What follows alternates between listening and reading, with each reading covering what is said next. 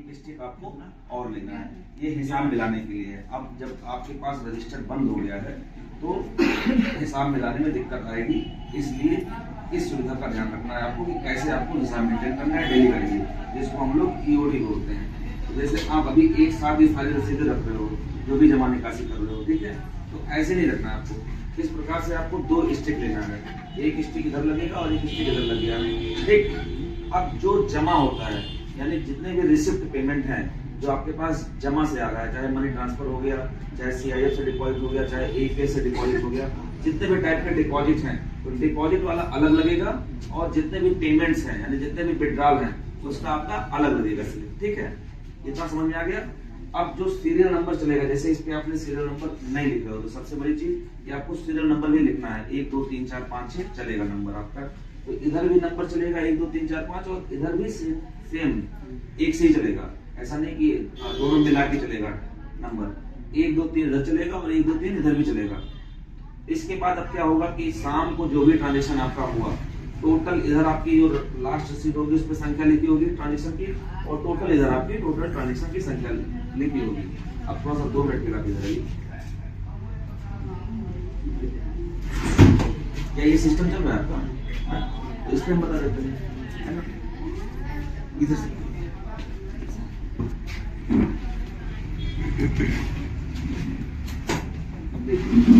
अब आपका काम लगेगा शाम को, यानी कि ईओडी आपको मेंटेन करना है। आपके पास 2 रसीदें हैं, एक डिपॉजिट का और एक विड्रॉल का। अब आपको अपने सिस्टम पे खोलना है रिपोर्ट करंट डे का। जैसे मैं अगर आज का एग्जांपल ले लेता हूं, तो करंट डे का ट्रांजैक्शन रिपोर्ट हम खोल लेंगे।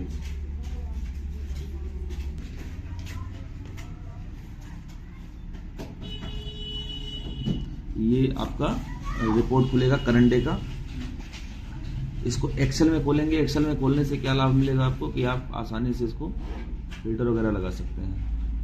देखिए ये जो पूरी लाइन है ना, इसको आप पूरा सेलेक्ट करिए और यहाँ से इसको आप फिल्टर लगा लीजिए, ठीक है। फिल्टर लग गया। इसके बाद आप यहाँ जो ट्रांजेक्शन टाइप दिया गया है इस पर सिलेक्ट करिए और सिलेक्ट ऑल हटा लीजिए। सबसे पहले आप जितने भी डिपॉजिट हैं उसको सिलेक्ट कर लीजिए। एपीएस डिपॉजिट और कौन सा ये डिपॉजिट हो गया। इनिशियल डिपॉजिट भी आपको लेना है, छोड़िए इसको। मनी ट्रांसफर, ठीक, इनिशियल डिपॉजिट भी आप ले सकते हैं, ठीक है। ये हो गया और बस मनी ट्रांसफर हो गया। इसको ओके कर लीजिए। देखिए इसको देख लीजिए, समझ लीजिए ध्यान से। अब ये सिलेक्ट हो गया आपका डिपॉजिट। अब ये जो अमाउंट है ना, यहाँ से सिलेक्ट करिए और नीचे तक जाइए पूरा लेके, अभी गया है ना। अब यहाँ दे रहा है काउंट, यानी कि टोटल ट्रांजेक्शन कितना हुआ और टोटल अमाउंट दे रहा है सम, ठीक है। काउंट यानी कि संख्या, तो 12 ट्रांजेक्शन आपका टोटल हो गया और अमाउंट आपका ये दे रहा है 83,001 रुपए, ठीक है। तो ये आपको नोट कर लेना है। आप रसीद देखोगे कि आपके पास 12 रसीद है ट्रांजेक्शन की नहीं, जिसमें से अगर देखा जाए तो एक एनसीआर डिपॉजिट है, तो एक एनसीआर डिपॉजिट निकाल देंगे, यानी कि 11 आपका ट्रांजेक्शन स्लिप डिपॉजिट वाले में होना चाहिए। सेम आपको फिर जाना है विड्रॉल वाले पे। इसमें एक चीज मैंने आपको बताना भूल गया, ये आपको फेल हटा लेना है। फेल जो ट्रांजेक्शन है इसको हटा लेना है, इसको भी फिल्टर कर लेना है। तो टोटल सक्सेस में केवल कर लीजिए, ठीक है। अब इसके हिसाब से टोटल 10 ट्रांजेक्शन हो गया और अमाउंट दिया, ये आपने अमाउंट नोट कर लिया। अब इसी प्रकार से आप total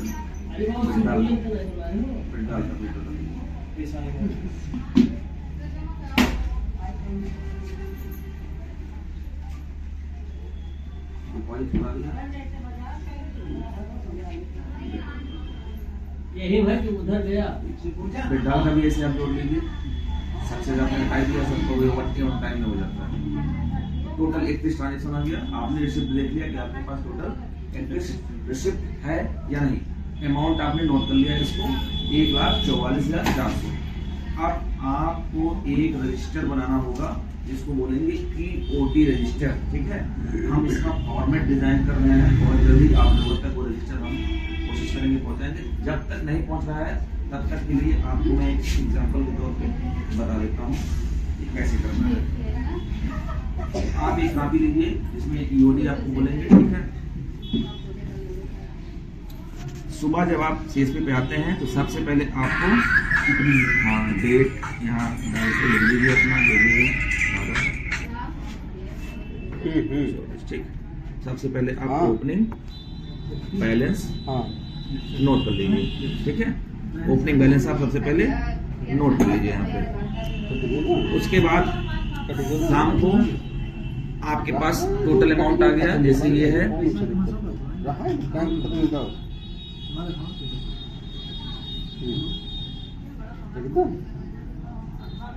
cash payment withdrawal,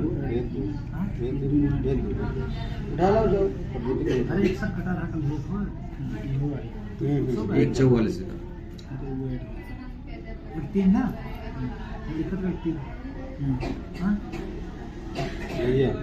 cash deposit. Cash deposit में आप जाएंगे तो कैश डिपॉजिट जो भी आपका अमाउंट आया था 81,000 के समथिंग था, वो आपने नोट कर लिया, ठीक। ये नोट हो गया। मान लीजिए 10,000 आपको अपने बैलेंस था, एग्जाम्पल के तौर में आपको समझा रहा हूँ, ठीक। ये शाम का आप 18,000 का कर रहे हैं, तो अब आपको डिडक्शन कितना हुआ ये आपको पता ही चल जाएगा, है ना। फिर डिडक्शन अमाउंट लिख दीजिए आप, मान लीजिए 20,000 डिडक्शन हुआ, ठीक है। इसके बाद क्लोजिंग बैलेंस आपको निकालना है, तो ये टोटल अमाउंट आ गया आपका। अब क्लोजिंग बैलेंस आपको निकालना है, इससे आप क्लोजिंग बैलेंस निकाल सकते हैं। तो टोटल ट्रांजैक्शन की संख्या भी आपको इसमें लिखना है, टोटल ट्रांजैक्शन, ठीक। वो डिपॉजिट और दोनों मिला के संख्या आप यहाँ लिख देंगे। क्लोजिंग बैलेंस आप निकाल लिए, इसके अनुसार आपका क्लोजिंग बैलेंस पोर्टल में सेम दिखा रहा है, यानी कि आपका हिसाब सही है। अब ये तो आपने पोर्टल का बैलेंस निकाला, जो सीएसपी के पोर्टल में पैसा होता है, यानी अगर इसमें कुछ मिसहैपनिंग एक्टिविटीज होती है, पैसा प्लस माइनस होता है, तो उसको आप पकड़ के रिपोर्ट करेंगे, फिर आपका रिकंसिलेशन हो जाएगा, है ना। लेकिन एक जगह पैसा आपका और होता है, 2 जगह पैसा होता है, 3 जगह पैसा होता है आपका। एक तो पोर्टल में, और एक होता है आपके करंट वाले खाते में, करंट वाले अकाउंट में, और एक होता है काउंटर में। 3 जगह पैसा होता है ना आपका। तो जब सुबह आप ये ओपनिंग बैलेंस के साथ साथ आप अपना टोटल, ठीक है, बैलेंस भी लिख लो, टोटल कैपिटल कहाँ कहाँ का। ओपनिंग बैलेंस आपने लिखा, प्लस आप काउंटर बैलेंस लिखिए, और प्लस आप अकाउंट बैलेंस लिखिए, ये दोनों जगह का बैलेंस लिखिए। और फिर तीनों बैलेंस जोड़ के, तीनों बैलेंस WC का है, तीनों बैलेंस जोड़ के टोटल लिख लीजिए। तो ये एक लाइन में आपका ये तीनों आएगा सुबह के समय। और शाम के टाइम भी आपका क्या क्या आएगा, शाम के टाइम भी आपका आएगा क्लोजिंग बैलेंस, जो आपको जोड़ना है टोटल बैलेंस लाने के लिए। क्लोजिंग बैलेंस प्लस आपका अकाउंट बैलेंस हो जाएगा, ठीक है, प्लस आपका काउंटर बैलेंस, फिर आपका आ जाएगा बताओ टोटल। अब टोटल अगर आपका आ गया तो समझिए आपका हिसाब हाँ, कुछ सही है। क्लोजिंग बैलेंस आपको निकालना यहाँ तक है, ये कंपनी का हिसाब है, और ये वाले में आपके काउंटर का भी रहेगा। तो कभी कभी क्या होता है कि पोर्टल से तो पैसा माइनस प्लस होता है, वो आपको पकड़ में आ जाता है, वो आप रिकंसिलेशन में भेजते हैं, हम लोग उसको सेटलमेंट करा देते हैं, ठीक है। लेकिन एक जगह से पैसा और गायब होने के चांसेस होते हैं, वो है आपके काउंटर, समझ रहे ना। कभी कभी क्या होता है कि काउंटर से ही किसी को 500 नोट ज्यादा चला गया या कम हो गया, तो काउंटर से भी तो प्लस माइनस हो सकता है, होने के चांसेस है ना। तो जब यहाँ आप जोड़ोगे ना, पहले ये क्लियर हो गया, जब ये क्लियर हो गया तो समझिए अगर फिर इसके बाद हिसाब गड़बड़ा रहा है तो यानी कि काउंटर से कहीं गड़बड़ी हुई है, ठीक है। तो जब ये तीनों जोड़ोगे, तीनों जगह का पैसा इकट्ठा जोड़ोगे, तो आपका टोटल सुबह वाला और शाम वाला टोटल यहाँ हिसाब मिलना चाहिए।